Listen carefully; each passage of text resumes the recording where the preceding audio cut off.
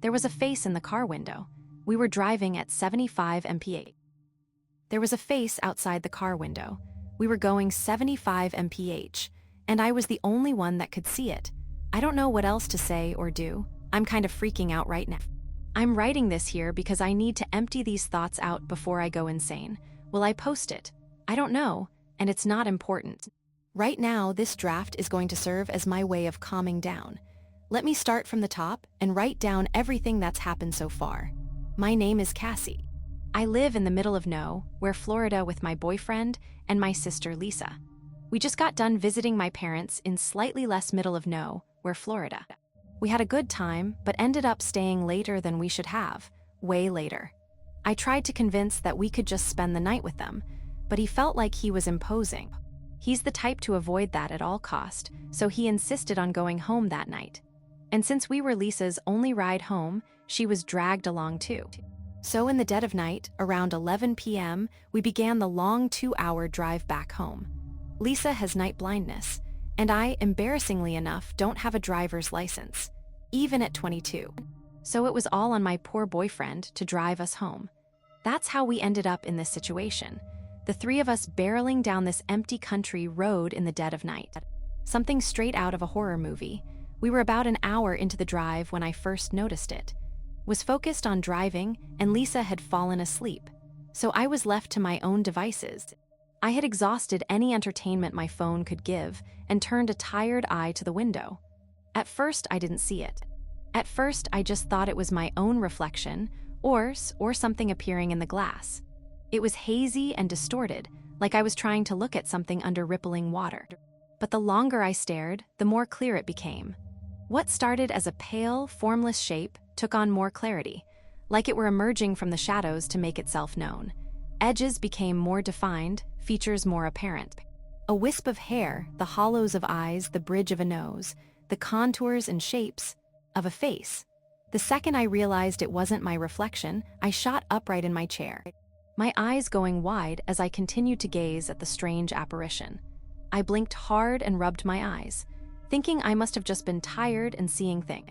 But when I opened them back up, it was still there, even clearer this time, though still too fuzzy for me to make it out clearly. But there was no ambiguity left in what it was. It was a face, a disembodied face that seemed locked to the window. It didn't bob like it was floating or move like it was traveling separately from the car. It's like it was locked to the window, keeping perfect pace with us. We were going way too fast for anything to be doing that normally. My eyes quickly darted over to the speedometer, 75 mph, and yet there it was, a face in the window. I said, grabbing my boyfriend's arm. "What the fuck is that?" I held his arm for dear life, the hair on the back of my neck standing on edge. "What the fuck is what?" asked in return, his eyes only briefly leaving the road to look in my direction. "The thing in the window, what is that?" "It looks like a face." Took another glance at the window I was so horrified at, a longer one this time, but his eyes eventually returned to the road, and with a shrug he said, "I don't see anything." I was utterly shocked and frankly kind of pissed off. The face wasn't exactly difficult to see, it was quite obviously there. "Are you blind? It's right there. It's practically touching the glass." My head swiveled, darting back and forth between and the face. I couldn't comprehend how he wasn't seeing it. Took one last look before shaking his head. "Babe, there's seriously nothing there. Are you sure it's not just your reflection?" I started to get angry by this point. I slapped his arm, which elicited a pained yelp from him. "Do you think I don't know what my own reflection looks like?" "Well, I don't know what to tell you. I don't see anything." Exasperated and annoyed, I turned back to window and locked eyes with the creepy face once again. I stared at it, long and hard, really double-checking to make sure I wasn't just seeing things. But I wasn't. It was there. The details were hazy, but it was there. It couldn't be his reflection because he wasn't facing the window, and it didn't follow my head when I moved.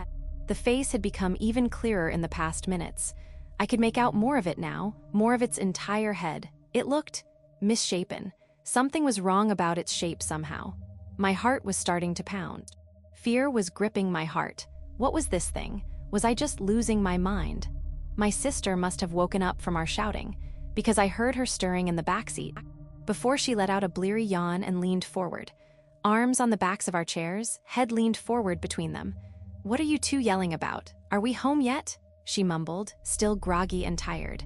"No, we've still got another hour," replied. "Cassie is just seeing things." My sister turned to me with a raised eyebrow. "I am not seeing things, it's right there." "Lisa, look." I leaned back in my chair to let her get a look at the window. "Do you see it? In the window?" Lisa stares into the glass, narrowing her eyes and leaning forward. "No," I give up. "What am I looking for?" I dropped my head into my hands, frustrated and scared. And Lisa tried to comfort me, but I wasn't having it. I didn't know why I could see it and they couldn't. Was I genuinely having some kind of breakdown? I kept my head down for a while, eyes shut tight, not making a sound aside from the occasional whimper. I think I must dozed off at some point, because I startled awake sometime later from the jostling of the car over a pothole. At first I wondered if it could have been a dream, but I could feel it. I could feel its gaze from the window. The unmistakable feeling of being watched. I didn't want to look, but I had to. It felt like I was being compelled. Like something was yanking me towards it, forcing me to look. Morbid curiosity. Or was it something else? I finally stole a glance at the window against my better judgment.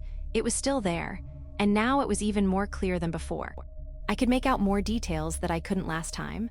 Raw, red skin, blood oozing from exposed muscle tissue on its face, burn marks on its charred scalp, hair that still singed with fire. I wanted to cry. I wanted to cry and scream and get out of this car, but my panic was put on hold as I noticed something else. The face was rapidly becoming clearer, faster than before. It was coming into focus so fast I could watch in real time as its full face emerged from the haze. I was glued to it, unable to tear my eyes away. It's like I was paralyzed. My eyes opened so wide they practically hurt. As we passed by mile marker 428, the face finally gained its full appearance. For just a moment, it became perfectly crystal clear. Only at that very spot, before it quickly began to fade away back in a blurry mess. Fading quickly, as though to just give me a quick peek. But that one glance was more than enough. The face had revealed itself in full to me, a gruesome, deformed mess. I could make it out with complete clarity. The side of its head smashed in, caved through like a collapsed building. Blood seeped through torn hair that was scorched black by fire. The face itself was raw and red, skin almost completely torn away, leaving nothing but bleeding, burning tissue and exposed bones. Its nose was torn away, and one eye was completely missing, leaving nothing but a grotesque and empty socket. Its mouth full of broken, shattered, and bloodied teeth. The face was so horribly deformed that I couldn't even make out if it was a man or a woman. It barely even looked human at this point. I finally lost control of myself. My stomach heaved, and I vomited all over my lap and the floor of the car. The next few minutes were a chaotic blur of shouting and puking. I vaguely remember pulled over onto the side of the road and got out of the car. I tried to plead to him to just keep going, to ignore me and drive, but he stubbornly refused. I couldn't stop from retching long enough to argue. I watched with dismay and horror as he walked around to my side of the car, the face still blurry in the window, and yanked the door open. And it was gone. The face was no longer in the window. That was 2 days ago. I had written it off until now as just a hallucination, or a dream. It didn't really make all that much sense, but it was better than the alternative. I was perfectly content to seal the memory away and live on in blissful ignorance. But that little delusion was shattered just a few hours ago. I got a call from my mother. Lisa had been in a terrible, terrible car accident this morning. The wreck was so bad that they were having to drive out to identify her body. The police said she was barely recognizable from the injuries. That would have been bad enough, until they told me where the wreck happened. Right next to mile marker 428. I'm avoiding seeing her body at all costs, because I'm so scared that if I see my sister now, I'll know who that face really belonged to.